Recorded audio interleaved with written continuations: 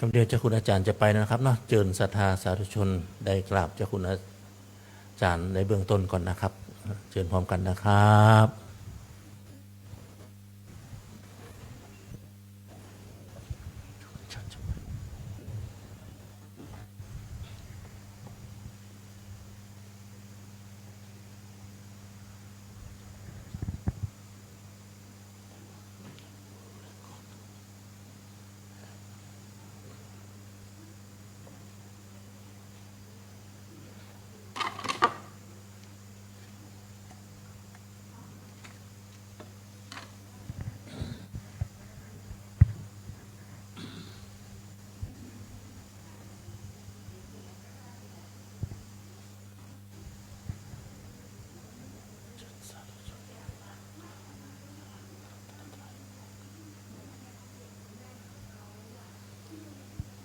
เจิญศรัทธาสาธุชนทุกท่านกราบพระรัตนตรัยพร้อมกันครับ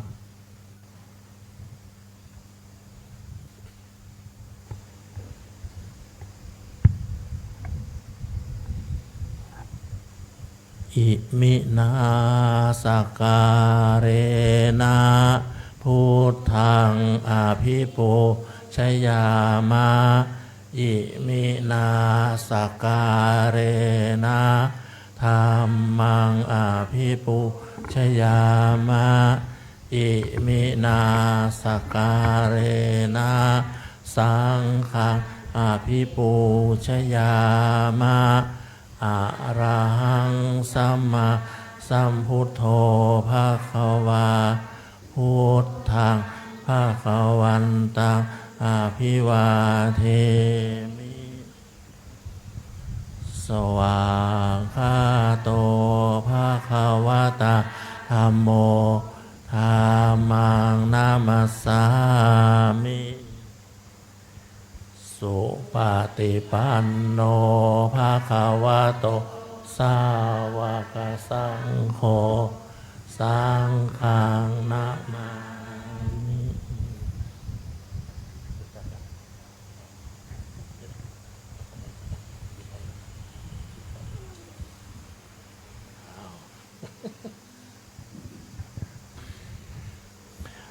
มะยังพันเตวิสุงวิสุงรักขณทายะติสรเนนะสหปัญจศีลานิยาจามะทุติยัมปิมายังพันเตวิสุงวิสุงรักขณทายะติสรเนนะสหปัญจศีลานิยาจามะตาติยัมปิมายังพันเตวิสุงวิสุงรักขณทายะติสรเนนะสหปัญจศีลานิยาจามะนะโมตัสสะภะคะวะโตอะระหะโตสัมมาสัมพุทธัสสะนะโมตัสสะภะคะวะโตอะระหะโต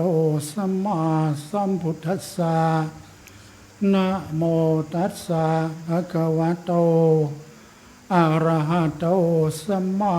สัมพุทธัสสะนะโมตัสสะภะคะวะโตอะระหะโตสัมมาสัมพุทธัสสะนะโม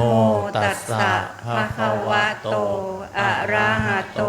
สัมมาสัมพุทธัสสะนะโมตัสสะภะคะวะโตอะระหะโตสัมมาสัมพุทธัสสะพุทธังสรณังคัจฉามิพุทธังสรณังคัจฉามิธัมมังสรณังคัจฉามิธัมมังสรณังคัจฉามิสังฆังสรณังคัจฉามิสังฆังสรณังคัจฉามิทุติยามปิพุทธังสรณังคัจฉามิทุติยัมปิพุทธังสรณังคัจฉามิทุติยามปิธัมมังสรณัง งคัจฉามิ ทุติยัมปิธัมมังสรณังคัจฉามิ ทุติยามปิสังฆังสรณังคัจฉามิ ทุติยัมปิสังฆังสรณังคัจฉามิ ตติยามปิพุทธังสรณังคัจฉามิ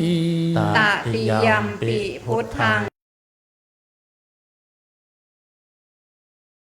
ธัมมังสรณังคัจฉามิ ตติยัมปิธัมมังสรณังคัจฉามิ ตติยามปิสังฆังสรณังคัจฉามิ ตติยัมปิสังฆังสรณังคัจฉามิ ติสรณะขมนังนิธิตา อามะพันเต ปานาติปาตาเวรมณีสิกขาปะทังสมาธิยามิ ปานาติปาตา เวระมณีสิกขาปะทังสัมมาทิยามิ อาทินนาทานาเวรมณีสิกขาปะทังสมาธิยามิ อาทินนาทานา เวระมณีสิกขาปะทังสัมมาทิยามิ ศีลแปดมีหรือเปล่า มีครับมีครับ อะพรามจริยาเวรมณีสิกขาปะทังสมาธิยามิ อะพลัมมะจริยา เวระมณีสิกขาปะทังสัมมาทิยามิ กาเมสุมิชาจราเวรมณีสิกขาปะทังสมาธิยามิ กาเมสุมิชฌาจารา เวระมณีสิกขาปะทังสมาธิยามิ โมสาวาทาเวรมณี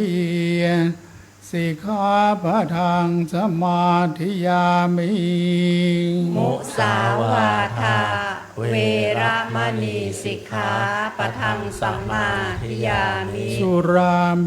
รยะมัจจะปมาทฐานาเวรมณีสิกขาปะทังสมาธิยามิ สุราเม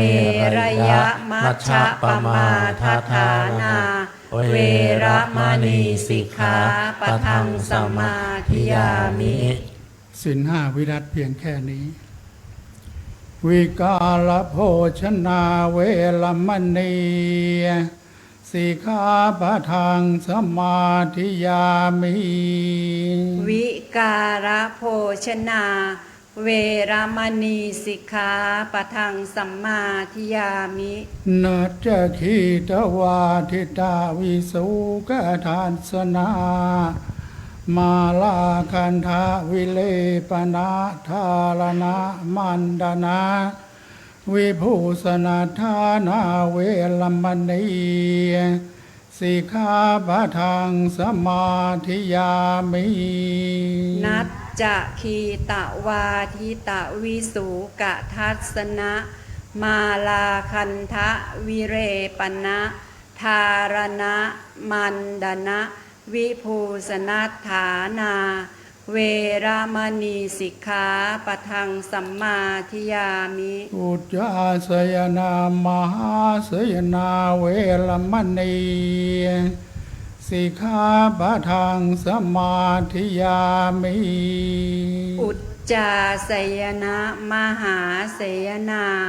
เวระมณีสิกขาปะทังสัมมาทิยามิ อิมานิอัฏฐสิกขาปะทานิสมาธิยามิ อิมานิอัฏฐสิกขาปทานิสัมมาทิยามิ อิมานิอัฏฐสิกขาปทานิสัมมาทิยามิ อิมานิอัฏฐสิกขาปทานิสัมมาทิยามิ อิมานิอัฏฐจะปัญจสิกขาปะทานิสมาธิยามิสีเลนะสุขติงยันติ สาธุ สีเลนะโภคสัมปันธา สาธุ สิเลนะเนพุติงยันติตัสสมาสิลังวิโสทะเย อามะพันเต รัมมาจะโลกาธิปติสหัมปติกัดอัญชลีอันทิวรังอายาจทาสันติทะสัตตาปรชคะชาติกาเทเสตุธรรมังอนุกรรมปิมังปะชังอาราธนังกโรมา นะโมตัสสะภะคะวะโตอะระหะโตสัมมาสัมพุทธัสสะนะโมตัสสะภะคะวะโตอะระหะโตสัมมาสัมพุทธัสสะนะโมตัสสะภะคะวะโตอะระหะโตสัมมาสัมพุทธัสสะสัพพะทานังธัมมะทานังชินาติสัพพะรสังธัมมะรสโสชินานติติ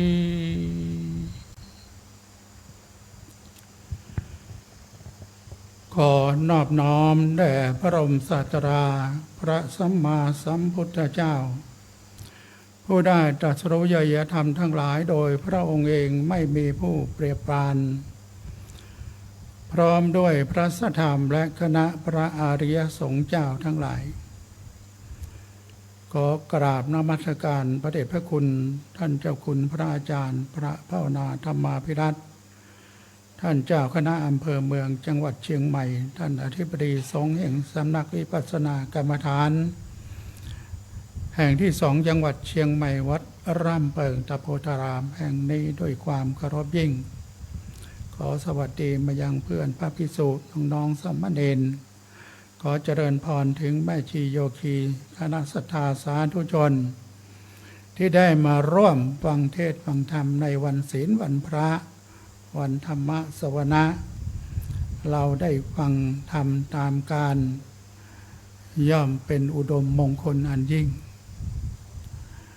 วันศีลวันพระเราก็มาธรรมะมาฟังเทศน์ฟังธรรม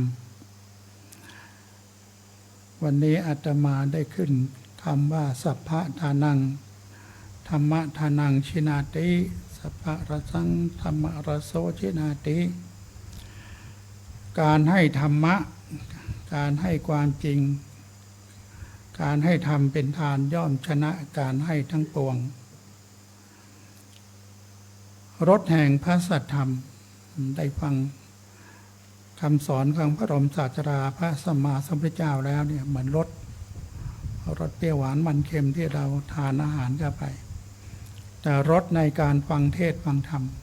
ก็เป็นรสอันหนึ่งที่พระบรมศาสดาว่ามีความสำคัญมากกว่ารสทั้งหลายทั้งปวงในโลกนี้นะได้ฟังธรรมแล้ว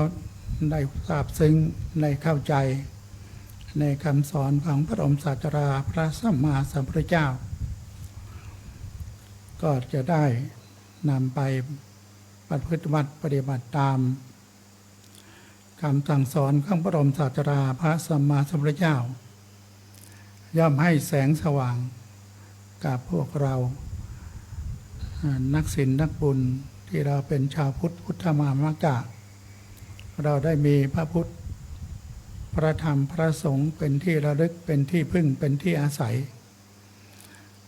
เราได้แสงสว่างแห่งพระสัทธรรมที่พระบรมศาสดาพระสัมมาสัมพุทธเจ้าได้ตรัสไว้ดีแล้วให้เราได้รู้ความจริงนะได้รู้ความจริงว่าเราเกิดมามันเป็นยังไงมันเป็นทุกข์อาตมานี่ก็อยู่นี่มา29ปีอยู่ตั้งแต่ปี39เนาะก็เพิ่งจะมีทุกข์มีทุกข์เกิดขึ้น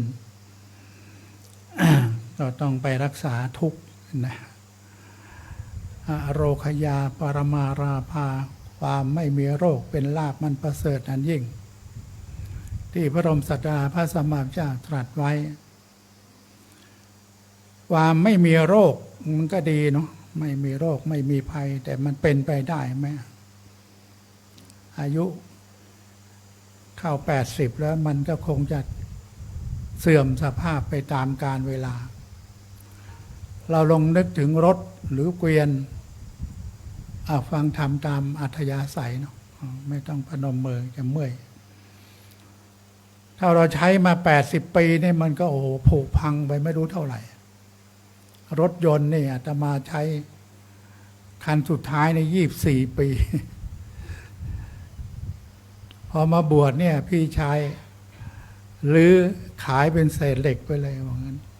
ใช้มาตั้ง24 ปีใช้ได้ยังไงไม่อยากเปลี่ยนมันเนี่ยมันใช้แล้วมันก็สะดวกสบายเนี่ยเราจะเห็นว่าแค่24 ปีเนี่ยมันก็หมดสภาพไปแล้วนี่เราอยู่ใช้มาร่างกายต้อง80 ปีเนาะมันก็ต้องเสื่อมไปเป็นธรรมดาจะไปเรียนแบบหลวงตาสมานท่านไม่ได้ท่านขึ้น107 ปีแล้วนะปีนี้ผ่าน106 ปีไปแล้ว14 กุมภาเนี่ยท่านผ่านมาแล้ว106 ปี107 ปีท่านยังไปเยี่ยมอาตมาพระที่กุฏิถือไม้เท้ายกแยกไปเป็นยังไงมั่งนะคน106 ปีไปเยี่ยม80 ปีก็ดูแล้วกันนี่เราจะเห็นความจริงของชีวิตมันต้องเกิดมาเป็นทุกข์นี่เราจะดับทุกข์ด้วยวิธีไหนหมอบอกต้องนอนโรงพยาบาลดีมั้งผมบอกโอ้นอนมันก็ยิ่งทุกข์เข้าไปใหญ่นอนกุฏิของเราดีกว่าหมอจะบอกให้กินยาก็นอนกินยาอยู่ที่กุฏิก็หมดเรื่องแล้วมาเนาะก็มามันเป็นแผลที่เท้าก็ต้องไปล้างเท้าล้างแผลบ่อยล้างที่เทศบาลเขาก็มีที่ล้างแผลใกล้ๆแค่นี้เองก็เลยไม่ได้นอนโรงพยาบาลเจ็บป่วยนี่มันอยู่ที่ใจของเรานะรักษาใจนี่สำคัญนะโยมพี่ชายนี่เป็นมะเร็งตับตั้งแต่ปี 2534 นะโยมหมอเห็นว่าที่ตับมันมีปัญหาแล้วบอกลูกภรรยาให้เตรียมตัวได้ 5-6 เดือนนี่คงอยู่ไม่ได้แล้วพี่ชายภรรยาลูกเมียก็ร้องไห้กันใหญ่พี่ชายก็รู้เลยว่าหมอต้องคิดว่าตัวเองเป็นมะเร็งพวกกินเหล้าเมายาโดยมากก็เป็นมะเร็งตับเนาะแต่พี่ชายออกจากโรงพยาบาลเลยไม่เอาไม่รักษาแล้วบอกว่าหมอต้องเข้าใจผิดว่าตัวเองไปถามพวกเป็นมะเร็งตับเนี่ยมันไม่เห็นเหมือนกับที่ตัวเองเป็นเลยแสดงว่าหมอเนี่ยเข้าใจผิดออกโรงพยาบาลไม่รักษาแล้วหมอจะขอเจาะก็ไม่ให้เจาะทำอะไรก็ไม่ให้ทำไม่เอากลับไปอยู่บ้านดีกว่าก็เลยอยู่บ้านมาจนทุกวันนี้โยมจากปี34วันนี้มันปีเท่าไหร่68 34 ปียังไม่ตายหมอบอก4 เดือน5 เดือนตายเขารักษาว่าเขาไม่ได้เป็นมะเร็งใครมาถามว่าเราไม่ได้เป็นก็ตายดิมันไม่ได้เป็นนี่พี่ชายอาตมาจริงๆเลยนะพี่ชายแล้วก็อาตมาเนี่ยคนรองต่อมาเนี่ยก็ไม่เป็นอะไรทุกวันนี้ก็ยังอยู่มีแต่ลูกอายุ83ตอนนี้ลูกไม่ให้ขับรถยนต์ปกติขับรถยนต์ออกไปวิ่งลูกสาวไม่ให้ไปแล้วกลัวจะไปชนเขามันเดือดร้อนอยู่ได้ ใจรักษาที่ใจอาตมาก็เรียนแบบพี่ชายนะ รักษาใจเอาไว้ มันจะเป็นอะไรก็ช่างมัน ว่าเราก็ต้องเตรียม ชีวิตของเราพร้อมอาตมามาอยู่ที่วัดร่ำเปิงตั้งแต่ปี39เนาะปี40วันที่18ธันวาเนี่ยก็ไปมอบสรีระร่างกายให้กับคณะแพทยศาสตร์มหาวิทยาลัยเชียงใหม่ที่โรงพยาบาลสวนดอกมอบ18ธันวา40อันนี้ก็28 ปีแล้วเนาะยังไม่ได้ไปเป็นอาจารย์ใหญ่ก็ต้องเตรียมพร้อมไงไปเป็นอาจารย์ใหญ่ชวนพระรูปหนึ่งจบปริญญาเอกด้วยกันเนี่ยบอกไปบริจาคเถอะโอ้ยผมไม่เอาหรอกทำไมอ่ะผมเห็นหลวงพ่อคูณเขาต้องแช่ฟอร์มาลีนต้องปีหนึ่งไม่ไหววะ เอาตายแล้วจะแช่กี่ปีก็ช่างเขาที่โอ้โหมันทนไม่ไหวแช่ฟอร์มาลีนต้องปีกันว่าแล้วถ้าเขาไปเผาแล้วเผามันครึ่งชั่วโมงก็เสร็จแล้ว เป็นอย่างนั้นไปความคิดของคนเป็นอย่างนี้ไปได้ถ้าเขาจะแช่กี่ปีมันก็เป็นนะเป็นท่อนไม้ท่อนฟืนแล้วร่างกายของเราเนี่ยเขาจะไปผ่าไปตัดไปทำอะไรมันก็ไม่ได้มีความหมายอะไรแล้วยังไปคิดกลัวไปแช่ฟอร์มาลีนตั้งปีหนึ่งไม่มันจะแช่กี่ปีก็เรื่องของเขา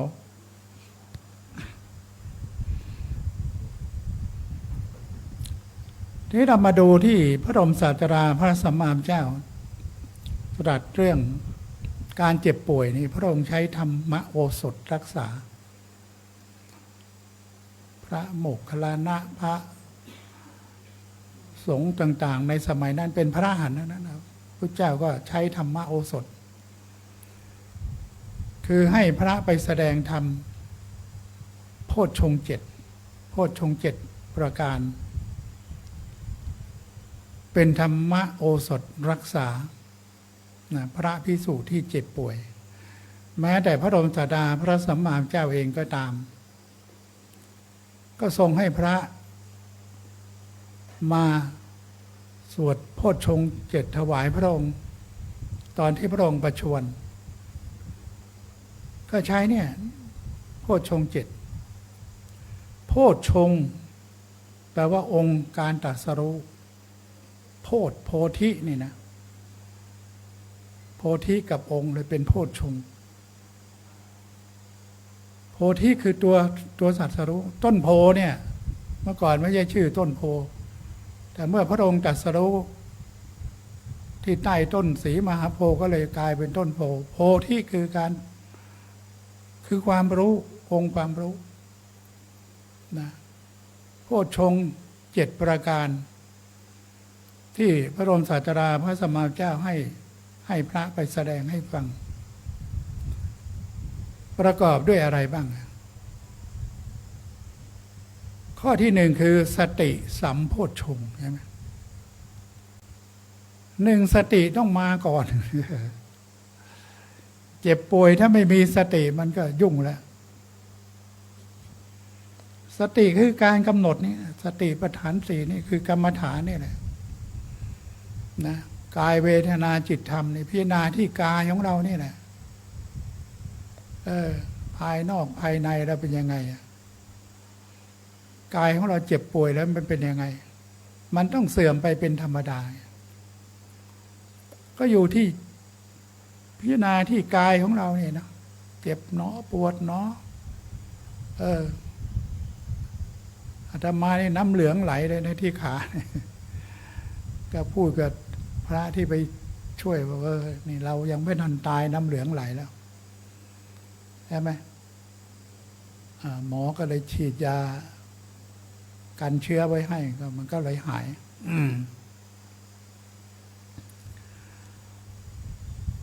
ก็ให้เห็นความจริงของชีวิต เราไม่หายใจในร่างกายเราก็มันแค่ดินน้ำลมไฟก็พร้อมที่จะเสื่อมสลายไปธรรมดาพิจารณากายในกายเนี่ยสติปัฏฐานสี่นะเดินยืนนั่งนอนจะไปไหนก็ต้องกำหนดไว้ ตอนป่วยนี้ได้มีโอกาสฟังหลวงพ่อจรัญที่ได้ทำโมที่จังหวัดสิงห์บุรีก็พอดีในมือถือเนี่ยมันเด้งขึ้นมาเรื่อยของหลวงพ่อจรัญปกติก็ไม่ค่อยได้ฟังท่านเท่าไหร่แต่รู้ข่าวสมัยก่อนอาตมาบวชก่อนบวชนี่ที่วัดหลวงพ่อจรัญนี่คนไปเยอะด้วยกันวันทั้ง400-500 คนว่างั้นเขาไปฟังหลวงพ่อจรัญไปปฏิบัติธรรมที่นั่นมากมายเพราะอะไรก็เลยได้มีโอกาสได้ฟังท่านก็ใช้พองหนอยุบหนอเนี่ยสติปัฏฐานสี่นี่เป็นหลักกรรมฐานนี่เป็นหลักให้กำหนดอย่างเดียวยืนหนอ5 ครั้ง ยืนหนอ5 ครั้งได้ก็รู้เห็นหนอแล้วเห็นหนอแล้ว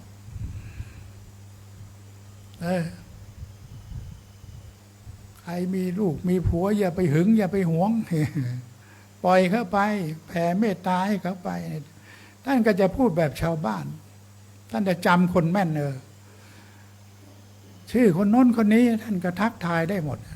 ตอนที่ท่านบรรยายธรรมแต่ท่านจำชื่อคนโน้นคนนี้ได้ทักคนโน้นคนนี้เป็นอย่างนั้นเล่าเรื่องคนนั้นเป็นอย่างนั้นนี่เราว่านึกถึงพระเดชพระคุณหลวงปู่ตอนที่อาตมาได้ไปช่วยท่านพระองค์หลวงปู่ท่านสอบบรมหลวงปู่ท่านจะจำชื่อคนแม่นน้องอู๊ดน้องอีทยังจำชื่อได้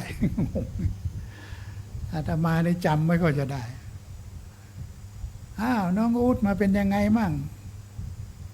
แม่ไม่ได้มาเลยอย่างเงี้ยหลวงปู่ทักอย่างเงี้ยโอ้ทำไมหลวงปู่จำแม่นเหลือเกินอาตมานี่สอบประรม10 ปีจำไม่ค่อยจะได้ ไม่ค่อยได้จำใครชื่อยาวๆก็ไม่ได้จำยิ่งชื่อพระครูนี่เยอะไปหมดรู้จักกันเยอะไม่รู้พระครูอะไรมั่งชื่อมันซ้ำไปซ้ำมาจำกันไม่ไหวเลยไม่รู้ท่านชื่อพระครูอะไรเลยไม่ได้จำนี่แหละหลวงพ่อจรัญก็จะจำชื่อแล้วก็ทักทายชาวบ้านคุยแบบสนุกสนานที่ฟังมานี่นะของท่านจะเป็นหลักคนก็สนุกสนานเฮฮาฟังทันแล้วก็หัวเราะกันไปแต่ท่านก็หลักก็คือให้เป็นกรรมฐานคือให้สติปัฏฐาน4เป็นหลักให้ได้คุณไม่ต้องมาเอาความรวยที่วัดวัดเวรุวันของท่านเอากรรมฐานไปเดี๋ยวรวยเอง ปฏิบัติธรรมแล้วรวยไม่ใช่มานั่งแล้วมันรวยมานั่งคุยกันมานั่งโน่นนั่งนี่มันไม่รวยหรอกนะเอาบุญไปเดี๋ยวรวยเองท่านว่าอย่างนี้เนี่ยสติปัฏฐาน4เราต้องมีสติในกายในเวทนานี่ความเจ็บความปวดเจ็บหนอปวดหนอเบื่อหนอรำคาญหนอก็กำหนดหนอไว้กำหนดจิตของเราจิตในจิตโกรธหนอชอบหนอไม่ชอบหนอจิตของเราเป็นอะไรก็กำหนดไปตามนั้นกำหนดธรรมชาติของเรามันเป็นอย่างนี้แหละฟุ้งซ่านวุ่นวายอยู่ตลอดเวลาก็กำหนดไปคิดหนอฟุ้งหนอเบื่อหนอรำคาญหนอเอาว่าไปแม้แต่เข้าห้องน้ำหนอนั่งส้วมหนอกำหนดได้หมดนี่คือสติปัฏฐาน4ข้อที่1คือสติข้อที่2คือธรรมวิจยะเนี่ยใครเรียนปโทปเอกนี่ต้องธรรมวิจยะพระเจ้าท่านวิจัยธรรมะมาแล้ววิจยะคือวิจัยธรรมพระเจ้าท่านวิจัยมา 2,600 ปีแล้วพวก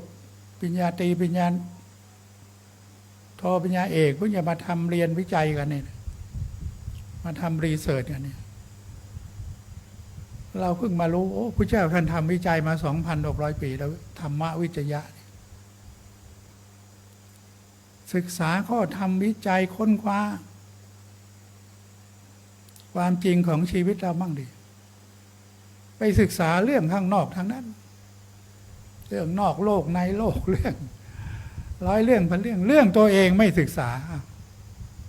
พระเจ้าให้เลือกศึกษาเรื่องธรรมของชีวิตเราเองเนี่ยแหละเกิดมาเป็นทุกข์ไหมเล่าความจริงมันคือทุกข์สัจจะนี่ไงให้ระลึกถึงตัวเองว่าเราไม่ทุกข์ทุกข์สัจจะทำไมถึงต้องเป็นทุกข์ก็มันมีตัวตัณหาเป็นตัวราคะตัวโลภะความโลภอยากได้อยากมีอยากเป็นมันจึงได้เป็นทุกข์อยากได้อยากมีอยากเป็นที่ดีๆเป็นของเราไม่อยากได้ไม่อยากมีไม่อยากเป็นที่ไม่ดีเป็นของเราใช่ไหมเนี่ยเหตุแห่งความทุกข์สมุทัยคือเหตุความทุกข์แล้วทำไมถึงจะดับทุกข์ได้นิโรธสัจจะก็ปล่อยวางดิเราไปยึดมันไว้ก็ทุกข์อาตมาถ้ายึดทุกข์โอ้ยมันทำไมทุกข์อย่างนี้ไปวุ่นวายกับมันก็ทุกข์ใหญ่จะปล่อยมันจะเป็นอะไรก็ปล่อยมันไปตามเหตุตามปัจจัยมันจึงจะพอดับทุกข์ได้และสิ่งสำคัญคือมรรคสัจจะศีลสมาธิปัญญากำหนดพองหนอยุบหนอก็ได้แล้วศีลสมาธิปัญญาเนี่ยนั่งนี่กำหนดไปได้ยินหนอรู้หนอรู้หนอก็ได้แล้วศีลสมาธิปัญญาแล้วเนี่ยธรรมวิจยะวิจัยธรรมนะข้อที่สามคือวิยะความเพียรสัมโพชฌงค์ก็ต้องเพียรพยายามกำจัดความโลภความโกรธความหลงที่มีอยู่แล้วให้หมดกำจัดไม่ให้มันเกิดขึ้นมาใหม่สร้างกุศลผลบุญให้มันเกิดขึ้นแล้วก็ทำให้มันเจริญขึ้นความเพียรของเราแล้วตัวที่สี่คือปีติเนี่ยตัวปีติสัมโพชฌงค์เนี่ยตัวนี้ก็อันตรายถ้าเราไม่เข้าใจปีติโอ้ความชื่นชมยินดีไปยึดถือมันไว้ก็กลายเป็นวิปัสสนูกิเลส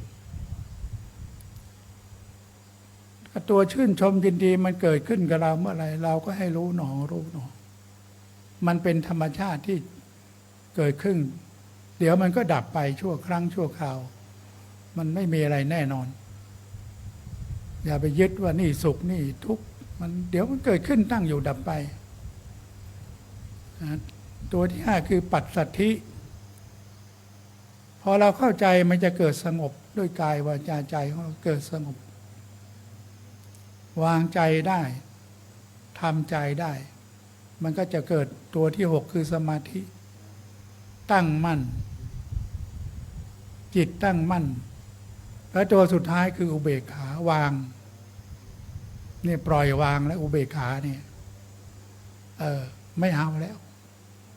จะเป็นอะไรก็ช่างจะเป็นจะตายก็ยอมรับ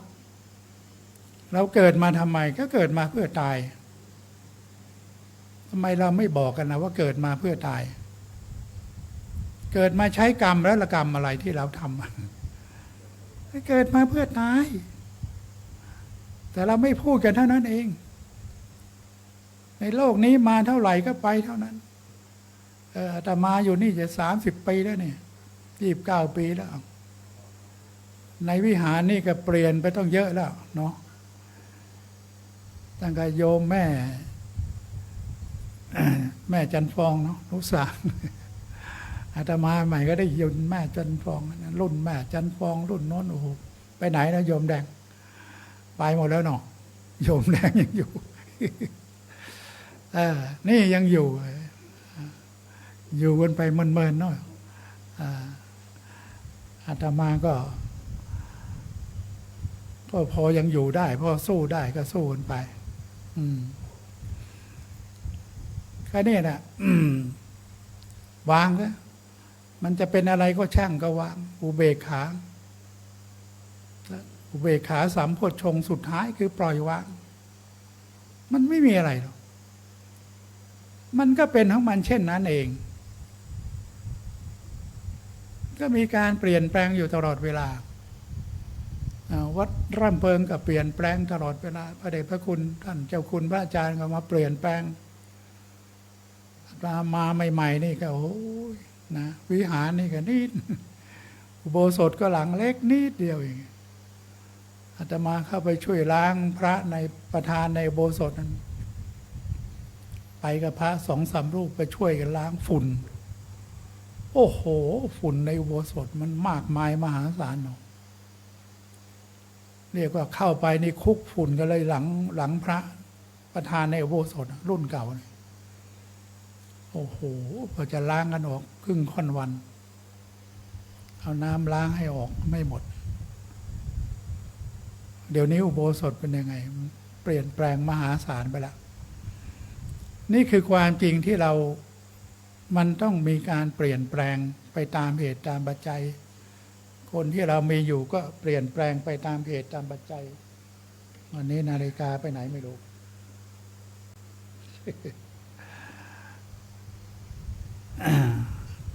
ปกติมีนาฬิกาวางไม่มีแล้วเนาะมันใช้สติสัมโพชฌงค์ธรรมวิจยะสัมโพชฌงค์วิริยะสัมโพชฌงค์ปีติสัมโพชฌงค์ปัสสัทธิสัมโพชฌงค์สมาธิสัมโพชฌงค์อุเบกขาสัมโพชฌงค์ที่พระบรมศาสดาพระสัมมาเจ้าใช้โพชฌงค์ทั้ง7ประการเพื่อมาพิจารณาร่างกายของพระองค์เองแม้แต่พระองค์ประชวรก็ใช้สัมโพชฌงค์เป็นธรรมโอสถรักษาใจเป็นธรรมโอสถไม่ใช่ธรรมะไม่ใช่ยารักษาอะไรหรอกยารักษาใจของตัวเองพอใจมันปล่อยวางได้โลกมันก็หายเหมือนพี่ชายอาตมานี่พี่ชายแท้ๆอาตมาก็สมัยก่อนเขาอยู่กับพี่ชายเพราะไม่ได้แต่งงานดูแลพ่อแม่ก็ขายบ้านขายช่องอยู่กับพ่อแม่นั่นไปกรุงเทพก็ต้องพึ่งพี่ชายก็อยู่กับพี่ชายพี่ชายคนนี้ที่เป็นมะเร็งที่ว่าเนี่ยมันจึงไม่ใช่คนอื่นไม่ใช่ฟังใครเขาเล่าแต่ในรู้เห็นด้วยตนเองก็เลยมาบอกคณะศรัทธาญาติโยมได้ว่ารักษาใจมะเร็งมันก็หายได้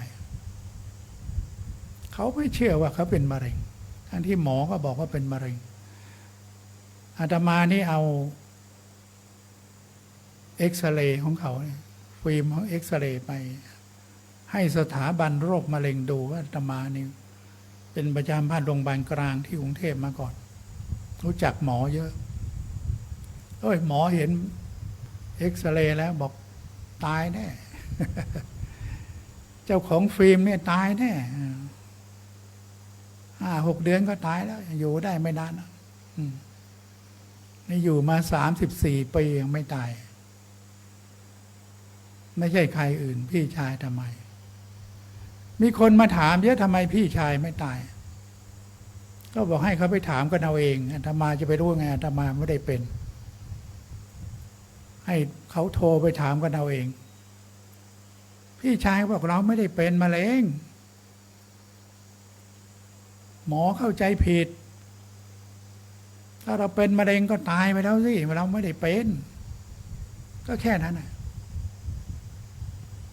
แม้แต่ยอดรักสลักใจเนี่ยอาตมารู้จักเขาก็ได้ข่าวว่าพี่ชายอาตมาเป็นมะเร็งไม่ตายมายอดรักก็เป็นมะเร็งตับเหมือนกันให้คนโทรมาถามว่าทำไมพี่ชายขอเบอร์ไปเราก็ให้ไปเขาไปถามกันเอาเอง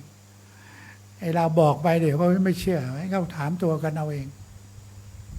เขาก็ไปถามพี่ชายก็บอกไปอย่างเงี้ย เขาไม่ได้เป็นหมอเข้าใจผิด หมอก็ไม่ได้เข้าใจผิด เพราะเอ็กซเรย์มันออกมามันเป็นอย่างนั้น มันจะผิดตรงไหนอะแต่ตัวเขาบอกเขาไม่ได้เป็นมันก็เลยไม่เป็น ทุกวันนี้เขาก็เลยไม่ตาย นี่คือความจริง ไม่ใช่ว่าคนอื่นไม่ใช่ฟังใครเขาเล่านี่พี่ชายอาตมาจริงๆอาตมาก็เอาเอ็กซเรย์นี่ไปให้สถาบันโรคมะเร็งดูจริงๆเพราะสมัยนั้นอาตมาเป็นประชาสัมพันธ์โรงพยาบาลกลางกรุงเทพมาก่อนคือไปช่วยลูกพี่ก็เป็นผู้อำนวยการมีงานอะไรก็ช่วยประชาสัมพันธ์เพราะเราทำเป็นหนังสือพิมพ์อยู่นะ นี่ก็เป็นเรื่องที่มาบอกว่าแม้แต่พระบรมศาสดาพระสัมมาเจ้าก็ให้รักษาใจเป็นเรื่องสำคัญธรรมโอสถที่วิเศษที่สุดคือใจของเราใจเราเท่านั้นน่ะมันปล่อยวางแล้วมันก็รักษาโรคได้ถ้าไปกลัวโอ้ยกลัวเป็นอย่างนั้นกลัวมันจะมากขึ้นกลัวจะเป็นยิ่งไปเจอหมอก็ยามากมายขึ้นมาอีกอาตมานี่ก็เบื่อไม่รู้ยาอะไรมาให้กินนะแต่ก็ต้องกินเขาให้กินเดี๋ยวไม่เชื่อหมอบอกอย่าไปหาหมอนะหมอบอกถ้าท่านไม่เชื่อก็ไม่ต้องมาเป็นอย่างนั้นไปถ้าเจ็บป่วยก็ไม่ต้องมาหาหมอด้วยงั้นก็เชื่อก็ต้องฉันกินยาไปตามที่เขาให้มา แต่รักษาใจของเราให้ได้มันเป็นอะไรก็ยอมรับความจริงแล้วก็พร้อมที่จะไปเป็นอาจารย์ใหญ่ได้ทุกเวลาพี่ชายจองโรงพยาบาลที่มหิดลไว้ให้เพราะลูกสาวเขาเป็นเจ้าหน้าที่บอกให้เดี๋ยวจะส่งรถมารับให้ไปรักษาที่มหิดลเนาะบอกไม่ต้องไปอยู่เชียงใหม่ถ้าตายที่นี่เขาจะได้ไปคณะแพทย์ได้ง่ายๆใช่ไหมก็มอบศพไว้ที่นี่ไปมรณะที่มหิดลเขาคงไม่ไปเอาถ้าที่นี่ไม่เกิน200 กิโลเขายังไปรับมารับไปเป็นอาจารย์ใหญ่ได้ตามที่เราปรารถนาไว้ถ้าไปมรณะที่อื่นนะเขาก็ไม่ไปรับแล้วมันไกลไม่คุ้มกันวันนี้ก็เลยได้มาเรื่องราวมาบอกมากล่าวความเป็นโรคความไม่มีโรคก็เป็นลาภอันประเสริฐให้ธรรมะให้สาระให้ความจริงให้เป็นธรรมทานรสแห่งพระสัทธรรมย่อมชนะรสทั้งหลายทั้งปวงสิ่งที่เราได้ยินได้ฟังมาก็สรุปแล้วก็คือสร้างกุศลคุณงามความดีไว้มันประเสริฐที่สุดความไม่มีโรคเป็นลาภประเสริฐมันเราต้องมีโรคทุกคนมันเป็นไปไม่ได้ไม่มีโรคแต่ความดีของเรานั่นนะเป็นโรคที่ประเสริฐที่สุดเพราะเราต้องไปไหนอีกแล้วเราต้องทิ้งร่างนี้ไปหาร่างใหม่เราไม่ใช่เข้ามรรคผลนิพพานได้มันยังไปกันไม่ได้อาตมาโยมมาถามว่าหลวงพ่อจะไปนิพพานหรือเปล่ามันก็จะไปอยู่จะไปได้เหรอรถจะชนเมื่อไหร่ตกใจหน้าซีดแล้วมันจะไปได้นิพพานตกใจตายไปนรกเลยเนี่ยมันยังไม่ถึงกับนิพพานเอาแค่ว่ามีสติก่อนมรณะนี่ก็ยังดีอย่างน้อยได้มนุษย์สมบัตินะสวรรค์สมบัตินิพพานสมบัติอย่าให้มันไปเป็นสัตว์ในฐานเปรตสุรกายกันแล้วกันอย่าให้มันไปอบายภูมิทำยังไงก็สร้างคุณงามความดีเนี่ยสร้างทานมหากุศลเป็นพลังของเราไว้นะทานเป็นพลังความเพียรเป็นพลังความซื่อสัตย์เป็นพลังแล้วก็ปัญญาเป็นพลังเป็นผู้รู้ผู้ตื่นผู้เบิกบาน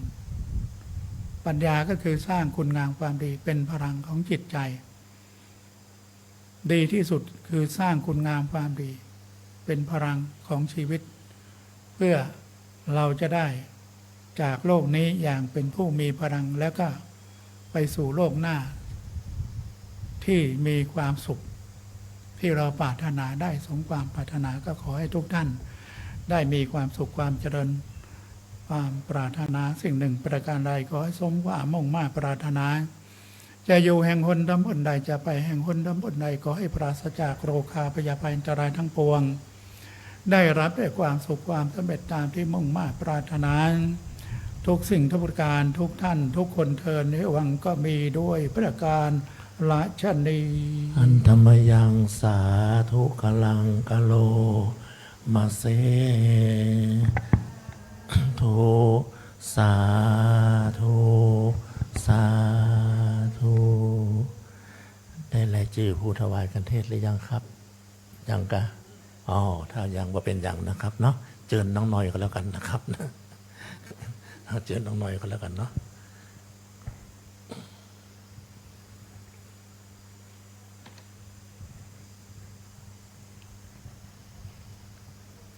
หลวงพ่อใจรถมา24 ปีนะครับเนาะการผมเนี่ยผม29 ปีแล้วปัจจุบันก็ยังใจอยู่เหตุผลก็เพราะว่าลูกเรียนมาจบแต่เลยว่าซื้อเตี๋ยวไว้ก่อนไม่ขายแล้วครับ